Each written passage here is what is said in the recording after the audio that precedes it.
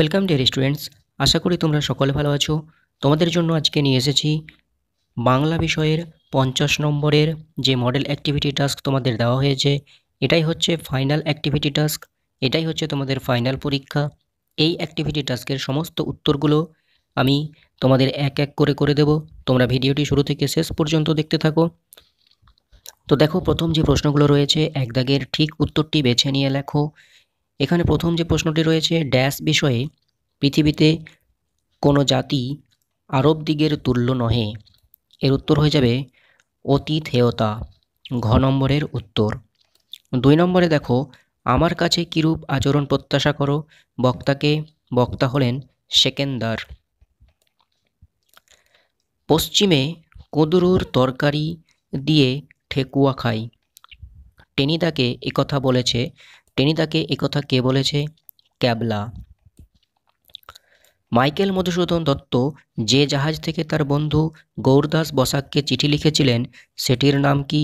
সেটির নাম ছিল সিলোন। কবি মৃদুল দাশগুপ্তের প্রথম কাব্যগ্রন্থ কি? গ নম্বর, জলপাই কাঠের এসরাজ। তারপরে দেখো 2 এর উত্তর, নিচের প্রশ্নগুলির সংক্ষিপ্ত উত্তর দাও। এখানে মোট 10টি প্রশ্ন রয়েছে, প্রত্যেকটির প্রশ্নের মান হচ্ছে 2 মার্ক করে। দেখো, প্রথম যে প্রশ্নটি রয়েছে, মান্ধাতারি আমল থেকে চলে আসছে এমনি রকম, কোন প্রসঙ্গে কবি একথা বলেছেন? উদ্ধৃত অংশটি রবীন্দ্রনাথ ঠাকুর এর লেখা বোঝাপড়া কবিতার অংশ। এই পৃথিবীতে সবার জন্যই সমান নয়, কেউ তোমাকে ফাঁকি দেয়, তুমিও কাউকে ফাঁকি দাও। এই পৃথিবীর কিছুটা তুমি ভোগ করো, বাকিটা অন্যরা ভোগ করে। এই সব আলোচনার প্রসঙ্গেই কবি উদ্ধৃত উক্তিটি বলেছেন। 2 দাগ, আমা অপেক্ষা আপনকার ঘোরতর বিপক্ষ আর নাই, বক্তার একথা বলার কারণ কি? উদ্ধৃত অংশটি ঈশ্বরচন্দ্র বিদ্যাসাগরের লেখা অদ্ভুত আতিথেয়তা গল্পাংশ থেকে গৃহীত হয়েছে। এখানে বক্তা হলেন আরব সেনাপতি। তিনি তার শত্রু তথা নিজের পিতৃহন্তাকে হত্যা না করে নিজের বাড়িতে খাদ্য ও স্থান দিয়ে সাহায্য করেছেন। তাই তিনি বলেছেন, আমার নিজের থেকে আরবদের মধ্যে এত বড় বিপক্ষ আর কেউ নেই।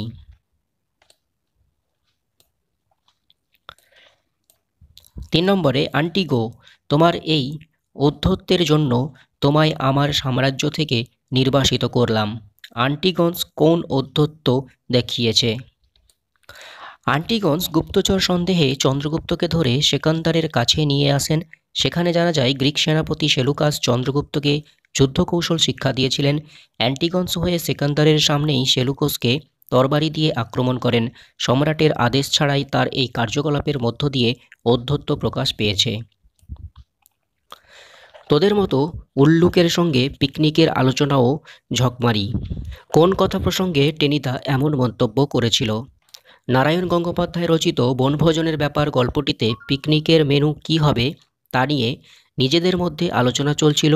ডিমের ডালনা, রুই মাছের কালিয়া, মাংসের কর্মা ইত্যাদি সুস্বাদু মেনুর সঙ্গে কেউ আলু ভাজা, কেউ কুঁদরুর তরকারি দিয়ে ঠেকুয়া ইত্যাদির নাম বলায় টেনিদা রেগে গিয়ে এমন মন্তব্য করেছিলেন। কৌতূহলী 2 চোখ মেলে অবাক দৃষ্টিতে দেখে, চড়ুই পাখির চোখে কৌতূহল কেন? উদ্ধৃত অংশটি তারাপদ রায়ের লেখা একটি চড়ুই পাখি কবিতার অংশ। চড়ুই পাখিটির চোখে কৌতূহল কারণ কবির বাড়ির নির্জনতা। অন্যান্য সমস্ত বাড়িতে অনেক মানুষজন থাকলেও কবির বাড়িতে কবি না থাকলে তা জনশূন্য হয়ে থাকে। তাই কবির বাড়িতে বাসা বাঁধা চড়ুই পাখিটি কৌতূহলী চোখ নিয়ে কবির বাড়িটি দেখে। ছেলের কথা শুনেই বুকুর মার মাথায় বজ্রঘাত। বুকুর কোন কথায় তার মা অতিথিদের সামনে অস্বস্তিতে পড়লেন? বাড়িতে অসময়ে অতিথিদের আসার খবর পেয়ে বাড়ির মধ্যে বুকুর মা বলেছিল, বাবারে, শুনে গা জ্বলে গেল, অসময়ে লোক বেড়াতে আসা ভালো লাগে না। কিন্তু অতিথিদের সামনে তার মা ভালো ব্যবহার করায় বুকু অবাক হয়ে সবার সামনে সেই তথ্য ফাঁস করে দিয়েছে। বুকুর এই কথাতেই তার মা সবার সামনে অস্বস্তিতে পড়েছিল। রমেশ অবাক হইয়া কহিল, ব্যাপার কি? উত্তরে চাষিরা কি বলেছিল। জমিদার বাড়ির ছোটবাবু রমেশের কাছে গ্রামের 20 জন কৃষক এসে কাঁদতে থাকায় রমেশ তাদের জিজ্ঞাসা করেছিল, ব্যাপার কি? এর উত্তরে চাষিরা বলেছিল, প্রবল বৃষ্টিতে 100 বিঘে মাঠ জলে ডুবে গেছে, জল বার না করে দিলে তাদের সমস্ত ধান নষ্ট হয়ে যাবে, গ্রামের একটি পরিবারও খেতে পাবে না। গাছের জীবন মানুষের জীবনের ছায়ামাত্র। লেখকের এমন মন্তব্যের কারণ কি? উদ্ধৃত অংশটি জগদীশচন্দ্র বসুর লেখা গাছের কথা গদ্যাংশ থেকে নেওয়া হয়েছে। মানুষদের মতো গাছেরাও খাওয়া দাওয়া করে, দিন দিন বড় হয়। মানুষের যেমন ভালো মন্দ গুণ রয়েছে, গাছেদেরও তাই। মানুষদের মতো বড় গাছেরাও শিশু গাছেদের প্রাণ রক্ষা করে। বহু মিল থাকার কারণেই লেখক মন্তব্য করেছেন, গাছের জীবন মানুষের জীবনের ছায়ামাত্র। তবু নেই সে তো নেই, নেই রে, কি না থাকার যন্ত্রণা পংক্তিটিতে মর্মরিত হয়ে উঠেছে। উদ্ধৃত অংশটি বুদ্ধদেব বসুর লেখা হাওয়ার গান কবিতার অংশ। হাওয়ারা পৃথিবীর সমস্ত জল সমস্ত তীর ছুঁয়ে গেলেও নিজেদের বাসস্থানটুকু না খুঁজে পাওয়ার অস্থিরতা ও বুকচাপা কান্না প্রকাশ করেছে বুদ্ধদেব বসুর কলমের মধ্য দিয়ে। উদ্ধৃত অংশটিতে হাওয়াদের নিজস্ব বাসভূমি না থাকার যন্ত্রণা মর্মরিত হয়ে উঠেছে। ছন্দহীন বুনো চালতার, বুনো চালতাকে ছন্দহীন বলা হয়েছে কেন? উদ্ধৃতাংশটি জীবনানন্দ দাশের লেখা পাড়াগার 2 প্রহর ভালোবাসি কবিতার অংশ। নদীর পাড়ে অনাদার ও অবহেলায় বেড়ে ওঠা গাছটির শাখা প্রশাখা বড্ড এলোমেলো। বুনো চালতা গাছটি যেন বহুদিন এমনিভাবেই স্থির ও নত হয়ে আছে। স্থির, অচঞ্চল, অগোছালো বুনো চালতা গাছটিকে কবি জীবনানন্দ দাশ তাই ছন্দহীন বলেছেন। তারপরে দেখো 3 প্রশ্নের উত্তরগুলো। নিচের প্রশ্নগুলির উত্তর নিজের ভাষায় লেখো। এখানে মোট 2টি প্রশ্ন রয়েছে, এক একটি প্রশ্নের মান 5 মার্ক করে। পরবাসী কবিতায় শেষ 4 পংক্তিতে কবির প্রশ্নবাচক বাক্য ব্যবহার করার তাৎপর্য বিশ্লেষণ করো। পরবাসী কবিতাতে কবি বিষ্ণুদে শেষ 4টি লাইনে প্রশ্নবাচক বাক্য ব্যবহার করেছেন, কারণ প্রকৃতির প্রতি মানুষের ব্যবহারে তিনি ক্ষুব্ধ হয়ে উঠেছেন। এই দেশের কিছু অর্থলোভী শোষক একের পর এক বনভূমি ধ্বংস করে চলেছে মুনাফা লাভের জন্য। তাই তিনি প্রশ্ন করেছেন, কেন এই দেশের মানুষ এত চুপচাপ ও অসহায়, প্রতিবাদহীন? কেন এই নদী, গাছ, পাহাড় আমাদের কাছে মূল্যহীন? যারা প্রকৃতিতে ভালোবাসেন তারা সবুজ প্রকৃতির খোঁজে তাঁবু নিয়ে আর কত ঘুরবে? কবি বলেছেন এই পরবাসীদের। প্রকৃতির কোলে আর তার নিজস্ব বাসভূমি গড়া হয়তো কখনো সম্ভব হবে না। আজ সকালে মনে পড়ল একটি গল্প, গল্পটি বিবৃত করো। উদ্ধৃত অংশটি অবনীন্দ্রনাথ ঠাকুরের লেখা নাটোরের কথা গদ্যাংশ থেকে নেওয়া হয়েছে। গল্পটি হলো, নাটোরের মহারাজার নিমন্ত্রণে লেখক অবনীন্দ্রনাথ ঠাকুর, তার কাকা রবীন্দ্রনাথ ঠাকুর ও আরও কিছুজন নাটোরে বাংলা ভাষার প্রচলনের উদ্দেশ্যে একটি প্রাদেশিক সম্মেলনে যোগ দিতে গিয়েছিলেন। সেখানকার থাকা খাওয়া সমস্ত বিষয়ই ছিল বেশ রাজকীয়। সম্মেলন শুরু হলে লেখক ও তার সঙ্গীরা বাংলা ভাষায় সম্মেলনের দাবি জানান। ইংরেজি ভাষায় বক্তৃতা বেশিরভাগ মানুষ প্রত্যাখ্যান করেন। শেষে লালমোহন ঘোষ বাংলা ভাষায় বক্তৃতা দেন। এইভাবে বাংলা ভাষার লড়াই প্রাথমিকভাবে শেষ হয়। তারপরে 4 দাগে দেখো, নির্দেশ অনুসারে উত্তর দাও। দল বিশ্লেষণ করে দল চিহ্নিত করো।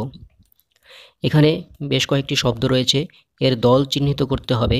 তো প্রথমে দেখো ইস্টিশন, এখানে হচ্ছে ইস রুদ্ধ দল, টি মুক্ত দল, শান রুদ্ধ দল। বাগুই আটি বা মুক্ত দল, গুই রুদ্ধ দল, আ মুক্ত দল, টি মুক্ত দল।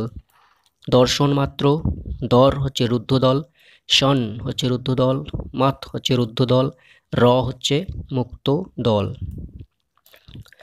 ক্ষিপ্রহস্ত, ক্ষিপ রুদ্ধ, র মুক্ত, হস রুদ্ধ আর ত মুক্ত। অদ্ভুত রকম, অধ রুদ্ধ দল, ভূত রুদ্ধ দল, র মুক্ত দল, কম রুদ্ধ দল। তারপরে 4 2 দাগ উদাহরণ দাও। এখানে যে শব্দগুলো রয়েছে এইগুলোর একটা একটা করে উদাহরণ দিতে হবে। মধ্য স্বরাগম, এর উদাহরণ হচ্ছে চাকরি, এখান থেকে হয়ে যাবে চাকুরি। নয়ন, নয়ন থেকে হয়ে যাবে নয়ান। স্বরভক্তি এর উদাহরণ কর্ম, করম, ধর্ম, ধরম। অন্তস্তয়শ্রুতি এর উদাহরণ চা এর, এটা হয়ে যাবে চায়ের। অন্ত সরলোপের উদাহরণ বন্যা, এখান থেকে হয়ে যাবে বান, আজি থেকে হয়ে যাবে আজ। অন্যান্য স্বরসঙ্গতি দাশু, এখান থেকে হয়ে যাবে দেশো। তারপরে দেখো বন্যার প্রকোপে গ্রামের বহু কৃষিজমি নদীর গ্রাসে হারিয়ে যাচ্ছে, নদীর পাড়গুলির স্থায়ী রক্ষণাবেক্ষণ প্রয়োজন। এই বিষয়ে সংবাদপত্রের সম্পাদকের কাছে একটি চিঠি লেখো। ডান দিকে এখানে তারিখ দিয়ে দেবে। তারপরে মাননীয় সম্পাদক মহাশয়, আনন্দবাজার পত্রিকা, জলপাইগুড়ি 735101। বিষয় দিতে হবে বন্যার প্রকোপে কৃষিজমি নদীগ্রাসে হারিয়ে যাওয়া সংক্রান্ত সমস্যা। সবিনয় নিবেদন, আমি পূর্ব মেদিনীপুর জেলার হুগলি নদীর তীরবর্তী গোকুলনগর গ্রামের বাসিন্দা। প্রতি বছর বর্ষাকালে এই নদী ভয়ঙ্কর রূপ ধারণ করে, প্রতিবারই নদীর পাড় ভেঙে যায় ও প্রবল জলোচ্ছ্বাসে বন্যা দেখা দেয়। নদীর নোনা জল, নুড়ি পাথর জমে কৃষিজমিগুলি চাষের ক্রমশ অযোগ্য হয়ে পড়ছে এবং প্রতিবারই নদীর পাড় ভাঙার ফলে বহু কৃষিজমি নদীগর্ভে হারিয়ে যাচ্ছে। আমাদের সমস্যাগুলি বিবেচনা করে পাকা কংক্রিট বাঁধ নির্মাণ ও তার রক্ষণাবেক্ষণের বিষয়টি সেচমন্ত্রীর দৃষ্টি আকর্ষণ করলে চিরবাধিত থাকিব। নমস্কারান্তে দিয়ে তোমার নাম লিখে দেবে এখানে।